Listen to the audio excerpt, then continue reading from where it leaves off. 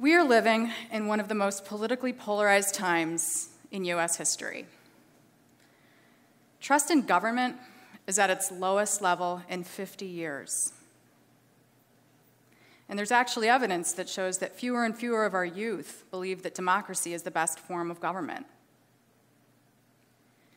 In 1995, the number of people who thought it would be best for the military to rule was 1 in 16. Today, that number is 1 in 6. And while I certainly don't agree, I can see why people are grasping for some kind of order. Accountability is one of our most fundamental political institutions, and it's incredibly hard to get these days. We know that resources are being taken from us in the form of taxes, and yet we still see problems out in our communities, like homelessness, potholes, and polluted water. We've become so disillusioned with government these days, and yet, governing shared resources is something that human beings have always done. Ever since the beginning of time, we were going out on the hunt, or we were going out into the bush and coming back with a basket of berries. And we were making decisions about how to share those resources. But think about how we govern shared resources now. Let's look at something simple, like sheltering the homeless. No wonder we are cynical and frustrated. This is a simplified diagram I made of the homelessness service delivery system in the 4th largest city in Ohio, Toledo. As citizens, we don't know how this all works, and we don't know who to hold accountable when it's not working. Democracy has become an insider's game, but not just for the reasons you think, like political corruption and money in politics. It's also because of this kind of incredible complexity that makes the workings of our communities incomprehensible to the average citizen. It's not like you can turn on your local news or walk into your local library and come out with a comprehensive understanding of your community's service delivery landscape. And we certainly don't learn about it in school. And it's complicated. By now, we're talking about thousands of government agencies and millions of nonprofits. We are facing a condition that I call civic sprawl.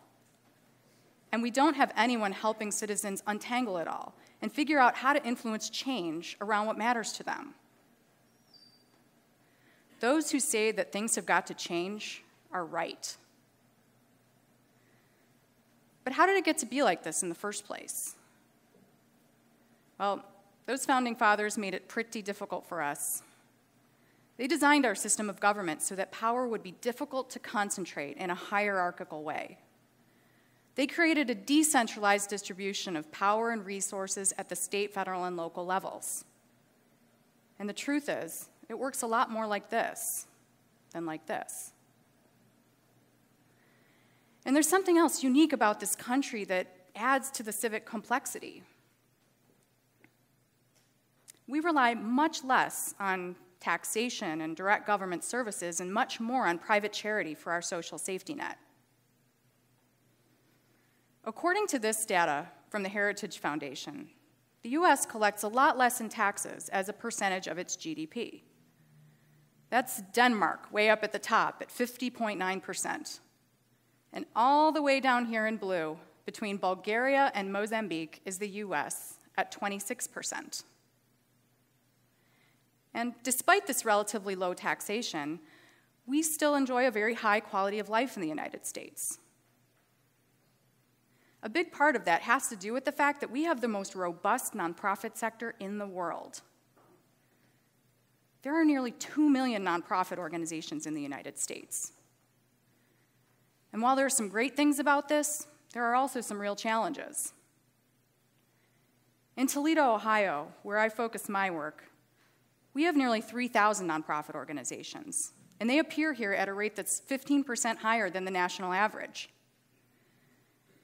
Without a growing population, it's hard for me to understand how we're going to sustain all of them. Dr. Joel Arose a longtime staffer at the Kellogg Foundation and professor of philanthropy at the Johnson Center, says that the great glory of the nonprofit sector is that anyone can look at a problem and say, I'm going to fix that. After all, he says, it's how we got incredible organizations like Habitat for Humanity or Doctors Without Borders. But he says that the great curse of the nonprofit sector is the very same thing. He says, one of these days, people might sit down and say, now wait a minute, why are there 6 organizations in my community all dedicated to homelessness relief, and yet people are still homeless? If 6 didn't solve it, 7 won't either. And we see a parallel phenomenon in government around proliferation. There are 90,000 units of state and local government in the United States. American preferences for local control, states' rights, and home rule means that we get to do things our own way in our own places. In Ohio, we have nearly 4,000 units of government, and that number includes 611 public school districts, each with their own superintendent, treasurer, HR director, and so on. We say we want efficiency in government, but how many of us would be willing to give up the local control we have over our own school districts in favor of creating a single statewide district, even if it would save us a lot of money? We've designed our system of government to allow for maximum freedom, creativity, and local control. But those values produce the very same conditions we're often railing against, like bureaucracy, inefficiency, and red tape. This civic sprawl and the confusion that goes along with it also creates real obstacles to community change. Because we see so many nonprofits out in our community, we may think we're really taking care of our community's needs well, but we're often tricking ourselves. For example, in Toledo, Ohio, we have nearly 170 different organizations that say they provide some form of tutoring, mentoring, or after-school programming.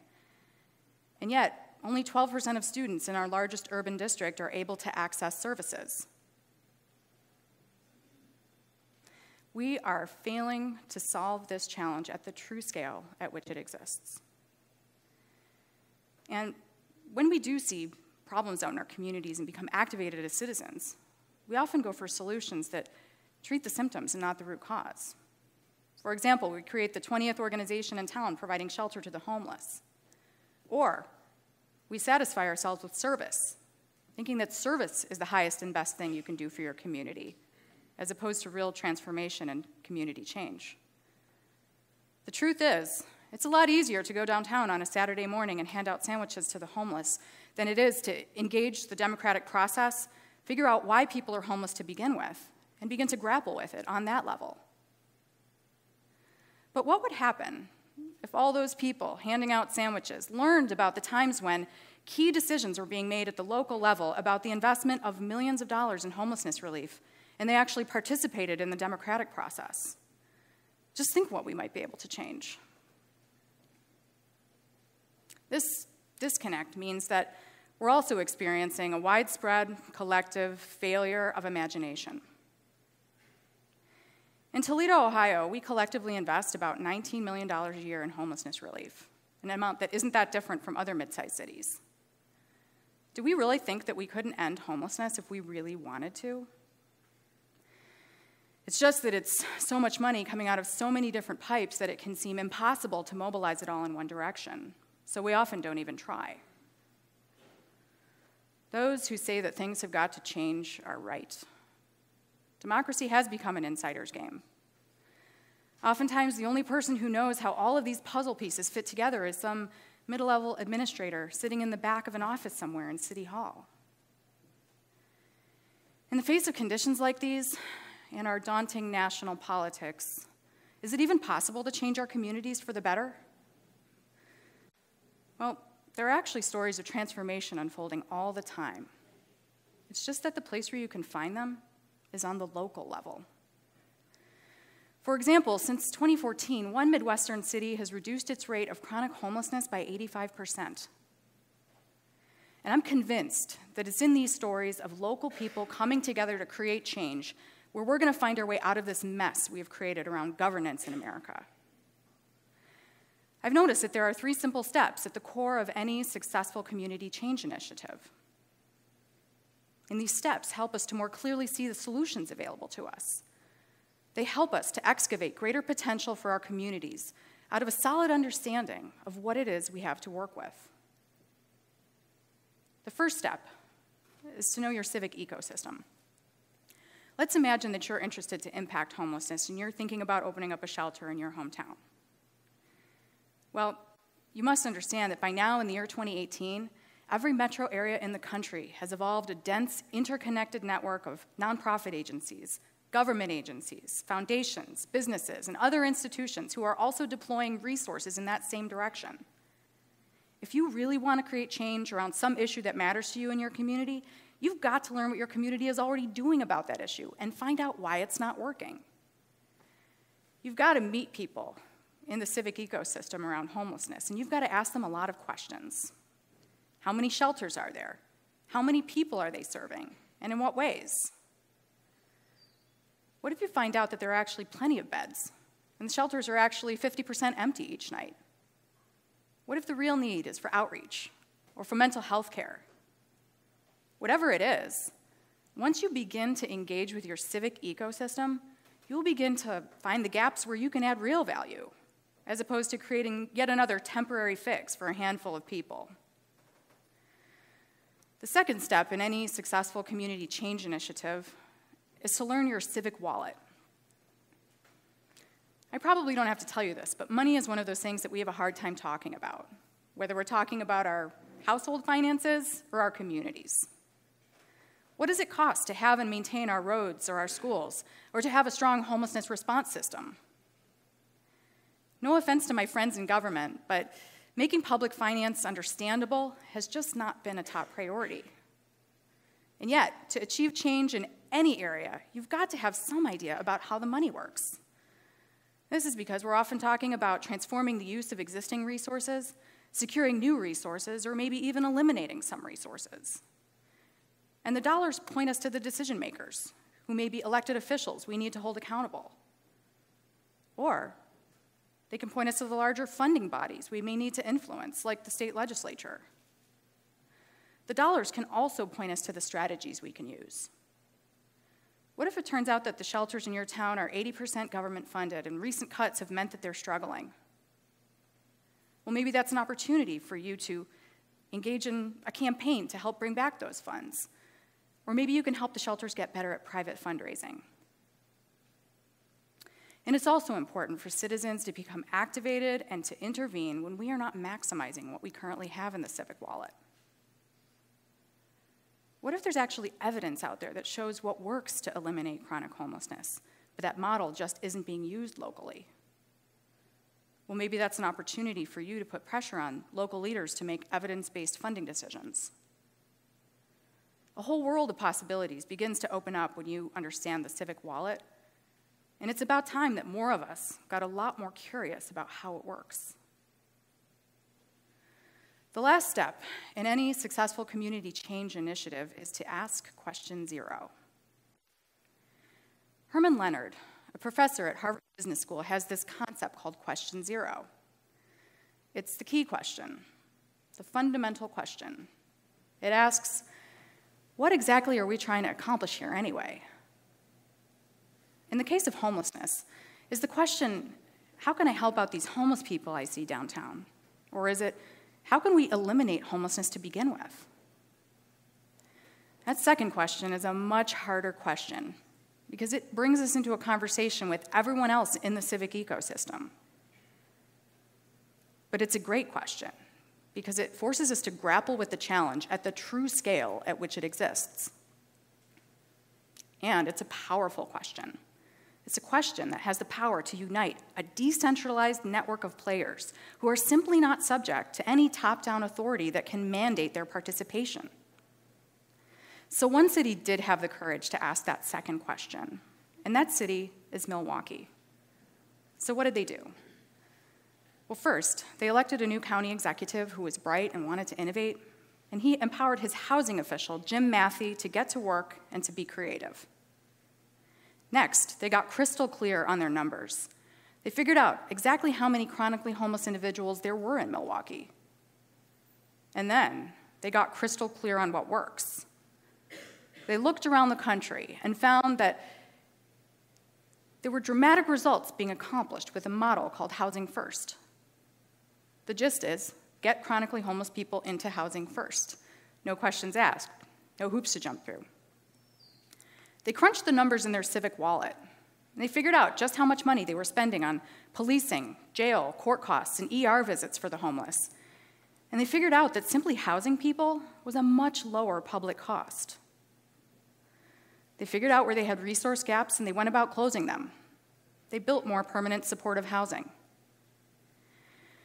They really activated their whole civic ecosystem here and brought together a collaboration that included downtown businesses, police, social services agencies, housing developers, nonprofits, government, and other organizations. And they were relentless in reviewing their numbers. They kept at work until they saw them drop.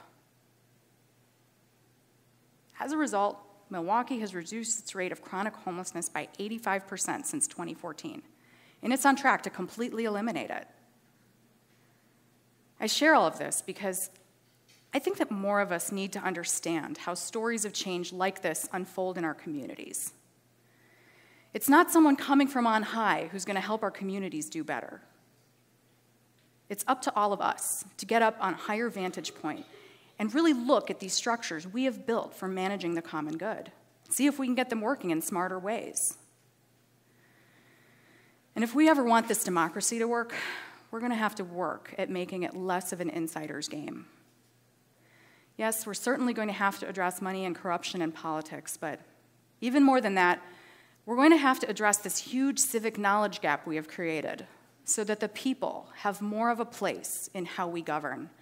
And we can better harness this tremendous urge I see working in philanthropy that people have to make their communities a better place. Yes, I know this talk isn't for everyone. There are some people who don't care to know how the electricity works. They just want the lights to come on when you flip the switch. But the government we have in a democratic republic is, at some level, a reflection of ourselves. If we ever want it to work better, more of us are going to have to become activated. And those of us who are activated are going to have to become more effective. Those of us at the grass tops are going to have to make the workings of our communities understandable to citizens who deeply care and want to make a difference. And those at the grassroots are going to have to take the time to learn. We're going to need to build different kinds of institutions to help us grapple with this civic knowledge gap so that the citizens can get access to the right information at the right times and in ways that they can digest. We're going to need better civic education that arms students with the full breadth of knowledge about how government and the nonprofit sector work together to create the common good. And we're going to have to build big tables at the local level, where more often than not, you will find that people across the political spectrum have a common interest in things like children being fed and housed, education that is high quality, or beautiful public spaces. Remember at the beginning when I said that 1 in 6 people think that it would be a great idea for the army to rule? Well, I have a confession to make. I'm actually one of them. I just believe in a different kind of army. We, the people, are the army. The core of a strong democracy lies in the community, and it's going to take an army of civic evangelists working to rebuild our communities and our country from the ground up. And I invite you to join. Thank you.